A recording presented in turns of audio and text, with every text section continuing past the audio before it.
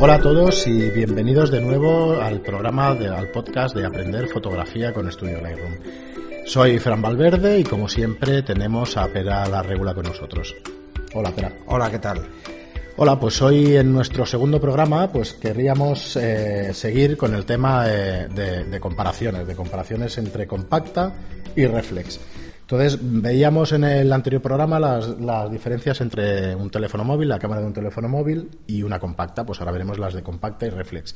Aquí la verdad es que sí que tenemos bastante más tema para hablar, y por empezar de alguna manera quería empezar pues hablando de nuevo por el sensor de una cámara compacta o una cámara reflex. Sí. Diferencias, entiendo que la primera es el tamaño. Aquí, como decías, vamos a tener que ir con cuidado con el tiempo, porque nos podríamos pasar todo el día hablando de esto.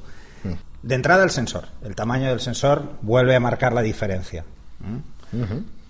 Como decíamos en el anterior podcast, cuanto más pequeño es el sensor, más difracción tiene, porque el fotodiodo que tiene dentro del fotodiodo es lo que debería ser el megapíxel, el píxel concreto, es más pequeño, entonces genera más difracción. Esto ya de entrada. Pero donde está la diferencia fundamental es en la calidad de las ópticas, como pasaba con los smartphones. Vale, pero sigamos con el sensor. Lo veremos más adelante. Sigamos con el sensor. El tema de la profundidad de campo, que no lo tocamos, creo recordar que no lo tocamos en el anterior programa, y es un tema que creo que también depende del tamaño del sensor, la profundidad de campo. Bueno, no del todo. Vale. A ver, cuando hacemos el cálculo de profundidad de campo... Ajá. De todas formas, disculpa, hemos de decir que lo tocaremos más en profundidad concepto. Sí, lo vamos a tocar. Pero bueno, por ir comentándolo, por ir entrando en materia. Cuando hablamos de profundidad de campo y vemos la fórmula para calcular la profundidad de campo, hay un factor que se le llama círculo de confusión, que está asociado al tamaño del megapíxel, al tamaño del sensor. Pero es una estimación, no es real, ¿vale? Lo que realmente afecta a la profundidad de campo es la distancia al motivo, como punto más grave, o sea, cuanto más cerca está el motivo, la profundidad de campo más estrecha, es más pequeña. El siguiente punto es la focal y por último está el diafragma. Hablamos de fórmula matemática, quiero decir, son los tres valores, los tres elementos que afectan a la profundidad de campo. ¿Cuál es la diferencia fundamental? Igual que pasa con un teléfono móvil, y con una compacta pasa exactamente lo mismo. El diafragma suele ser fijo. O sea, las cámaras... En una compacta de toda la vida, fijo. Yo sí que recuerdo alguna lámina o alguna cosa, pero no... En algunas cámaras hay diafragmas dentro de lo que es la lente. Porque tiene que estar en la lente, no está en el sensor, ¿vale? O sea, en el mismo objetivo. Exacto. Es dejar pasar más o menos cantidad de luz. La mayoría de compactas, igual que los móviles, funcionan por la sensibilidad del sensor. Entonces tienen una profundidad de campo fija. No puedes cambiarla, salvo por la distancia al motivo, que es lo que te decía antes, y por la focal que tenga. Vale. ¿Esa focal también la cambiamos con un zoom óptico en una compacta? No. La focal real es la que hay. Es la que es. Lo otro es calculado, no puede afectar a la profundidad de campo. Bueno, también pues entiendo que pasará lo mismo que con un teléfono, el tema del ruido y de que tengamos que forzar el sensor al ser más pequeño, y eso pasará exactamente igual. Exactamente igual. O sea, el tema del ruido pasa fundamentalmente por dos cosas. Una, por el tamaño del sensor, y otra es porque forcemos la captura. Si, por ejemplo, nos quedamos con fotografías subexpuestas y luego les subimos el brillo, por decirlo de alguna forma, todo el mundo lo que hace es subir la exposición, lo que va a pasar es que se va a tener que inventar información porque no tiene esa información. Entonces, al no tenerla, generamos ruido. Correcto. Todos estos conceptos... Por eso lo de las compactas que tienen programas de incrementar el nivel de brillo de la imagen de forma automática, lo único que nos van a hacer es que si hemos expuesto mal, nos van a generar ruido automáticamente, que es lo que pasa con los móviles también. No os preocupéis por todos estos conceptos que tocamos, de profundidad de campo, de ruido, yo creo que son hasta monográficos cada uno de ellos. Sí, es que iremos tocándolos con el tiempo, iremos tocando cada uno de estos conceptos.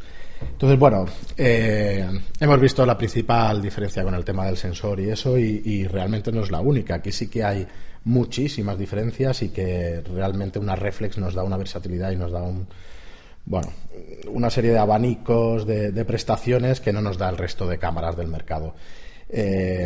Bueno, podemos comentar el visor, la pantalla. Bueno, aquí está cambiando, está cambiando bastante, incluso para las cámaras reflex. Sí, ahora han aparecido atrás, rápido. Cámaras mirrorless que simplemente no tienen espejo, y entonces son visores digitales, son micropantallas donde vemos lo mismo, ¿no? Lo mismo que veríamos a través de la lente. Claro, yo no he visto los últimos modelos, pero imagino que cada vez más resolución y cada vez más nitidez. Cada vez más, sí. Lo que se está notando mucho en el mercado es la aparición de cámaras que yo considero híbridas, ¿vale? Que son cámaras compactas en la base, pero que tienen objetivos intercambiables. Y se acercan cada vez más a lo que es una cámara reflex. Aunque no lo son, porque no tienen pentaprisma, y es donde está la diferencia entre una reflex y una compacta. Bueno, pero te da alguna ventaja el tener este pentaprisma, es que la visión es directa, ¿no? Es directa, ves lo mismo que ves a través del objetivo. Vale, sí, es la principal diferencia, bueno, es la única diferencia. Bueno, hay más diferencias. De entrada, por ejemplo, el obturador es mecánico, no electrónico. En una compacta suele ser electrónico, no hay una cortinilla. Bueno, el tema de las pantallas, esto sí que creo que se está igualando cada vez más. El tema de la pantalla, digamos, para ver pero además tú si le preguntas a un fotógrafo de toda la vida, sobre todo los que empezamos con el químico, acuérdate, porque tenemos unos años tú y yo, aunque no lo parezca, sobre todo tú, eso ya lo hablaremos en otro momento. Sí, ya lo comentaremos. Exacto. Una de las diferencias que nos vamos a encontrar más veces es, bueno, que vamos a verla como algo muy importante. Bueno, pues una de las cosas que vamos a ver cuando hablemos de pantallas es que si le hablas, como decía, a un fotógrafo que lleva toda la vida y que empezó en el químico, como nosotros, es que no mira la pantalla. Yo no la miro. No tiene la costumbre. Yo no miro la pantalla después de hacer una foto. O sea, yo ya sé que he expuesto bien la foto, pero ya lo sabía cuando disparaba en químico. Claro, era una necesidad. Entonces, era una necesidad conocer la luz antes de hacer una foto y saber cómo exponer una escena. Para el aficionado la pantalla es fantástico, porque le permite corregir. Pero yo creo que una de las cosas que tendría que el que realmente es aficionado a la fotografía tendría que intentar obviar, salvo para corregirse a sí mismo y ya la siguiente vez hacerlo mejor. Lo de las pantallas ahora es que se ven mejor que una tele. O sea, son impresionantes las pantallas que se están haciendo. Sí, y aquí sí que no le veo yo una diferencia entre una compacta y una reflex de aquí no hay de miles de euros. No hay diferencia. Al final utilizan el mismo plafón. El LCD es el mismo. El mismo LCD y al final no hay diferencia. Porque esto ya llevo años viéndolas y al final son las mismas. Bueno, ahora están empezando a aparecer incluso en la reflex los LCDs que son táctiles, además, para simplificar botones de una reflex, que también va bien. Sí, claro, y mecánicamente no te fallará. Zoom, por ejemplo. Claro. Pues bueno, ya que hablas de zoom, otra de las diferencias es el tema de lente, el tema de zoom, y en realidad zoom podemos tener las dos, pero uno sería óptico, el otro también sería electrónico, aunque hay las compactas que tienen su zoom óptico. Hay compactas con zoom óptico. ¿Vale? Una de las premisas en fotografía es tener muy claro que las focales fijas tienen una mayor capacidad de resolución óptica, porque hay menos lentes. Vale, pero ahí es donde hablamos de la calidad de esta óptica, es superior, pero es por resolución, de que una óptica fija la tiene superior a un... La resolución óptica se suele medir en líneas por milímetro, ¿no? Entonces, eso depende mucho de otros factores, el tipo de cristales que se utilizan o de lentes que se utilizan. En cuanto al zoom, no, nos podemos encontrar una compacta que tienen zooms muy buenos, o sea, son realmente mecánicos, son ópticos, de hecho, y llevan un componente mecánico que lo que hace es desplazar la lente o acercar la lente. Bueno, pues a ver, yo querría tocar también el tema de la conectividad. El tema de la conectividad hoy en día, yo quizá los últimos modelos de cámaras reflex no los conozca al dedillo. Sé que empiezan a implementar un tema 3G, el tema del GPS en casi todos los modelos ya digamos profesionales y eso están nos empezando. Lo vamos a encontrar en compactas y en reflex. Yo os digo que no estoy muy puesto en el tema, no sé exactamente qué modelos lo llevan, pero vamos, desde las compactas empiezan ya a ponerlas prácticamente en todas y las reflex las van a poner, si no están puestos ya. Sí, de hecho hay varios modelos de Nikon que llevan, por ejemplo, GPS desde hace años. En Canon también ha pasado, pero era como un mecanismo externo, ¿no? Tú le podías conectar el GPS y entonces tenías la geolocalización de cada foto que hacías. Esto lo que está haciendo es hacer, no sé, antes íbamos con una libreta Sí, yo me he apuntado las cosas. La localización y sí, ya está. Y además creo que es mejor. Ahora tienes que ir con el Google Maps al lado para poder saber dónde haces las fotos. No, esto está muy bien, por ejemplo, cuando precisamente subes fotos a Google Maps. Sí. O subes fotos a tu Facebook, que sepa exactamente dónde se ha hecho la foto. Tomado. De todas formas, eso a veces es un secreto muy bien guardado por los fotógrafos, es donde ha hecho la foto. Es donde ha hecho la foto, sí, lo que pasa es que, bueno, yo entiendo que al final va hacia eso. O sea, ¿qué quería decir con esto del GPS, o sea, de la diferencia entre una compacta y una reflex? Que al final, a mí sí me parece que las compactan y empiezan a poner estas cositas como prueba para después implementar en modelos superiores reflex y eso. Bueno, pues los móviles, yo creo que todo viene de los móviles, sí, porque los móviles la tienen. Esa geolocalización de al final al de competir con están compitiendo con los móviles. Sí. De hecho, no sé, al final igual nos vamos a encontrar compactas que llevan teléfono. En vez de hecho Samsung saca un modelo, saca un modelo con Android de cámara y tal, y dices, claro, tiene Android y ya solo le falta que le hayas puesto la tarjeta SIM para poder llamar por teléfono. Volviendo un poco al tema anterior, que quería puntualizar una cosa, con el tema de las lentes. Lo realmente importante de las lentes es que sea buena la calidad óptica de la lente que utiliza. Y ahí hay un factor determinante. En este caso, el tamaño sí que es importante. Igual que el tamaño del sensor es importante, el tamaño de la lente es importante. Las lentes estas pequeñitas que montan las compactas son lentes muy curvas, en algunos casos, que tienen mucha diferencia entre nitidez del centro a los extremos, mucha mayor que podríamos encontrar. Al final por un tema físico puro y es duro. Un tema físico, es un tema de espacio. Y luego que la movilidad de estas lentes que tienen zoom eléctrico, ¿sabes? De las compactas, claro, eso al final ese motor va fallando. Y ese motor al final no tiene la misma distancia. Empiezan a pecar de foco. Empiezan a enfocar cada vez peor. Que eso es otro detalle. Pero el tema de las lentes nos da para muchísimo. No, lo iremos tocando el tipo de lente, la distancia focal y todo esto que podemos hacer programas y programas sobre ello. ¿Qué más diferencias? Pues el tema de los materiales de fabricación, ¿no? Tenemos un sellado en alguna de las reflex punteras, aunque algunas no. Normalmente los sellados están solo en las cámaras de gama profesional. Pero solo. Sí, no es una diferencia. Hay sellados medios, ¿vale? Por ejemplo, en los de Canon los conozco bien. Por ejemplo, la serie 5 y la serie 6 y 7, la 5D, la 6D, la 7D, tienen sellados medios, no son sellados. Sí, yo esto lo sé, pues la diferencia en Nikon, aquí en el estudio tenemos los dos modelos y sabes que una Nikon de 800 sí tiene el sellado y demás, el cuerpo de magnesio. Por ejemplo, la serie sellado. 1 de Canon, todas están selladas. Todas las tengo. Sí, esto es. Pero selladas no es solo el tema del polvo y todo lo demás, no, es la lluvia incluso. O sea, yo he trabajado con una cámara 1D y estaba lloviendo y no le pasa nada. No le pasa absolutamente nada. Bueno, yo no me atrevería a meterla en un charco porque eso seguro que no va, tampoco, no va bien. Precio pero bueno, aquí hay que tener en cuenta que en las compactas, por ejemplo, yo vi hace poco una que era sumergible, o sea, hay cosas de todo tipo, te vas a encontrar de todo tipo en compactas. Además, los precios, la diferencia más importante es que los precios han bajado muchísimo en las compactas, porque el mercado de la fotografía ha crecido muy rápido ahí. Pero no solo es que esté sellado el cuerpo, es que esté sellado el objetivo. Es lo que te iba a preguntar, si hay objetivos sellados, todos están sellados. No, no todos están sellados. No todos. Incluso en las gamas profesionales de Canon y Nikon, no todos hay unos que están sellados y otros que no. La forma más fácil de verlo es en las páginas web de cada fabricante, pero tiene una explicación sencilla. Los objetivos que están diseñados para deportes de interior o para estudio no están sellados. Claro, no tiene necesidad. Y los que están hechos para prensa, sí, yo es lo que quería para recordar. Deportes en exterior sí que lo están.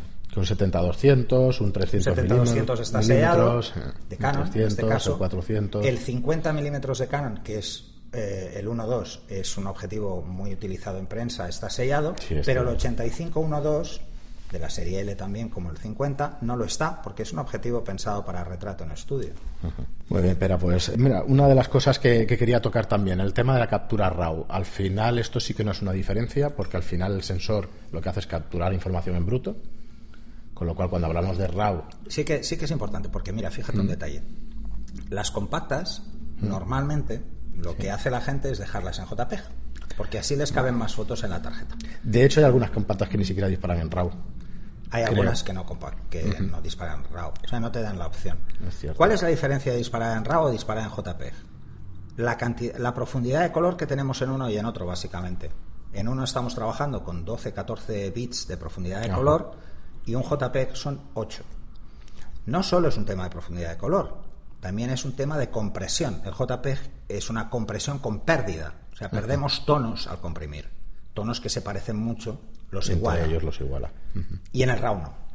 O sea, yo recomendaría usar el RAW. El problema es la manejabilidad de esas fotos. Por ejemplo, tienes una cámara compacta que además lleva 3G o 4G y quieres enviar la foto, en RAW no puedes, porque pesa demasiado. No puedes y el que la va a recibir tampoco va a poderla abrir el archivo, ¿no? Porque hay que procesarlas. Es la diferencia. Muy bien, pues a partir de aquí, el resto hablamos yo creo hay diferencias en el peso de las máquinas, esto está claro, ¿no? Hay diferencias en si se ensucia o no un sensor, porque al no tener las lentes intercambiables, una compacta, pues realmente no se te va a ensuciar un sensor. Y en la reflex se te la diferencia es que en una compacta, si se ensucia, tienes que llevarlo al servicio técnico para limpiarlo. Tú no vas a poder desmontarla, eso para empezar. Los que estamos acostumbrados a cámara reflex, por mucho que tengamos un servicio técnico que nos limpia el sensor, aprendemos a limpiarlo nosotros, porque es más fácil. Es un poco perderle el miedo, que esto lo he hecho yo y no es... Eso podemos tampoco... hablar un día también del sensor. Porque yo no sé por qué es, a lo mejor soy un inconsciente, pero nunca he tenido miedo de tocarlo, porque siempre lo he tocado con cuidado, con los materiales adecuados y sin ningún... Lo importante es utilizar los materiales adecuados. Entonces... Y tener muy claro que cualquier cosa que le hagamos ahí... la vamos a liar. Efectivamente, por eso es hay que tranquilidad ir, no con y miedo, sabiendo pero lo que sí haces, con cuidado. Claro, y nada más. Entonces, a partir de ahí, pues claro, tenemos diferencias en rapidez de enfoque, en duración de batería. O sea, las baterías de una reflex bastante más grandes, sencillamente por tamaño, entiendo. No solo es un tema de tamaño. En una compacta, piensa que la mayoría de gente que la va a utilizar tiene la pantalla del LCD constantemente encendido. Correcto. Porque en muchas el visor es electrónico, que también consume. Porque no están viendo a través del objetivo, están viendo lo que ve el sensor. ¿Eso qué hace? Hace dos cosas. Una, que gastes más la batería, y otra es que tengan por norma más ruido, porque el sensor está más rato encendido, se calienta más y genera más ruido también. O sea, el ruido va asociado a varias cosas.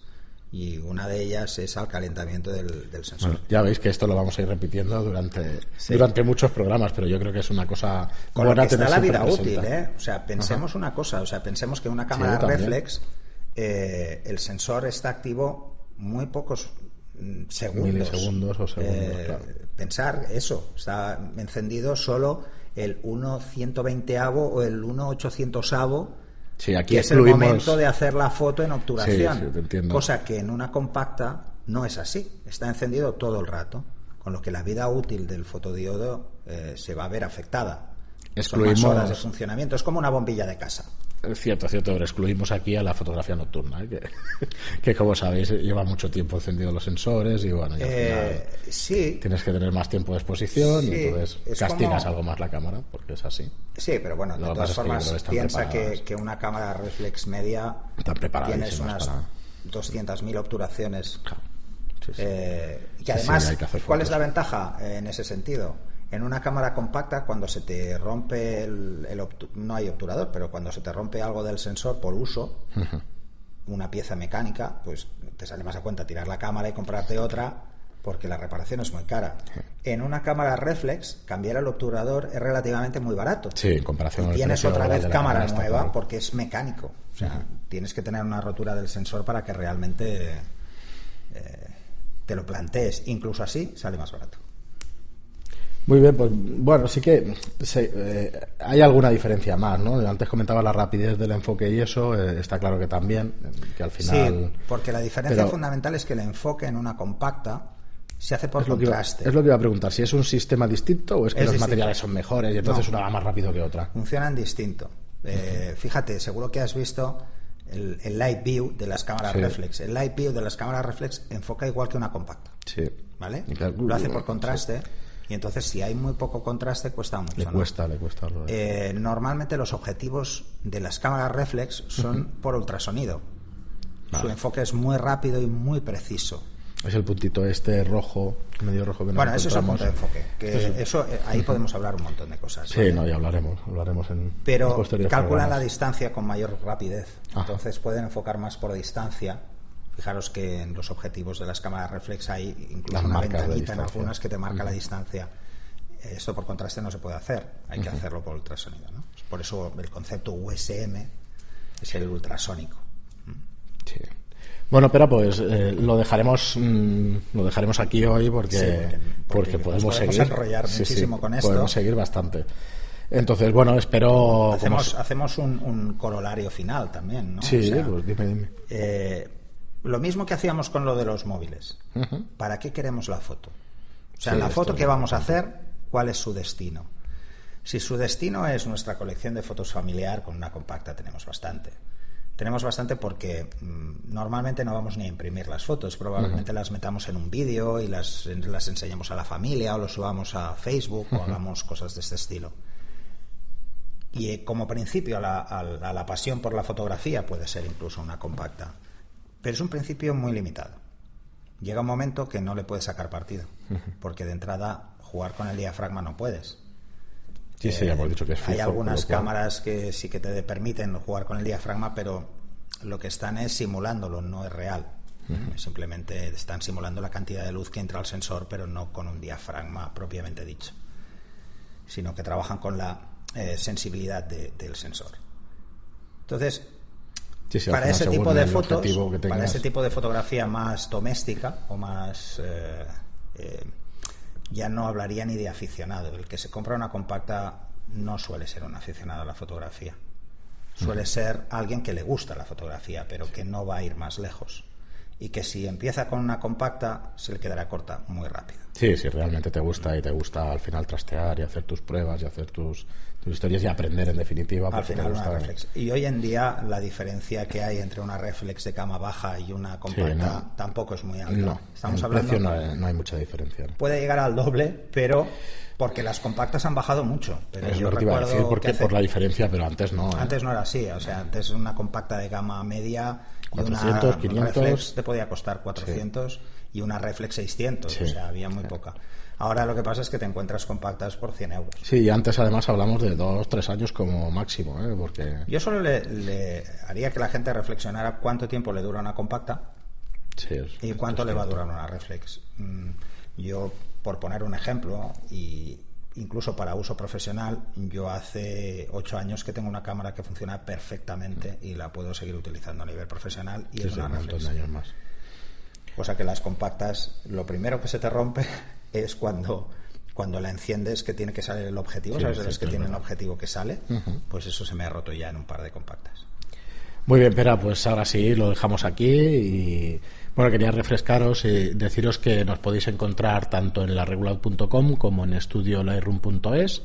Os dejaré los enlaces en las notas del programa y cualquier duda y aclaración, pues no dudéis en contactarnos principalmente por la página web. Veréis ahí formularios de contacto, nuestro propio mail y ya os digo, cualquier cosita que tengáis, pues enseguida poneros en contacto y os la resolveremos rápidamente. Lo único que os tengo que decir hoy, pues muchísimas gracias por las reseñas de 5 estrellas que habéis dejado en iTunes, y si no habéis dejado, pues por favor nos ayudáis muchísimo a la difusión del programa haciéndolo y en los me gusta de iVoox. Y sin más, pues bueno, nos veremos en los siguientes programas, que empezaremos ya a tocar un poquito el tema de los ajustes de cámara, velocidad, diafragma, ISO y cosas muy básicas, pero ahí entramos en hiper necesarias. Estos son para romper el hielo casi. Sí. Comparado con lo que nos vamos a encontrar a partir de ahora.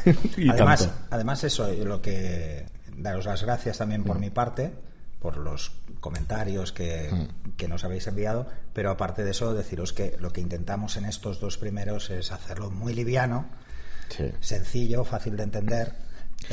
Si alguien tiene alguna duda especialmente dura sobre algún punto, por ejemplo sobre la difracción, pues oye, que lo pregunte. Igual podemos hacer un día entero. Lo que pasa es que me parece que sin dibujar no sé si sabré explicar la difracción.